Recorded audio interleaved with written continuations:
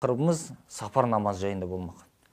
Сапар намазы қалай сапар болып есептеледі? Ең әуелі бір кісі үйінен шығарда 15 күнге бір жерге барып бір тірлігін бітіріп, қайтадан келем деп ниет еткен болса, үйінен шыққаннан бастап ол кісі сапарда болып есептеледі.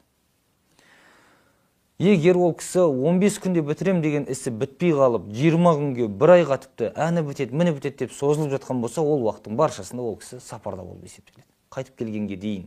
Өйткені ісінің бітпей қалуы өзінің еркінде болмағандығы үшін ол адамның сапарда болып есептеліп кете береді. Ал бір кісі енді бір айға деп, немесе 2 айға, 1 жылға деп жолға шыққан болатын болса, тек қана жетіп алғанға дейін ғана сапарда болады жолда. Сосын қайтып келе жатқанда сапарда болады, ал ол жерге бар орныққаннан кейін сапарда болып есептелмейді. Ол үкімнен шығып, жергілікті сол жердің тұрғыны болып есептеледі, намаздарын толығымен оқиды.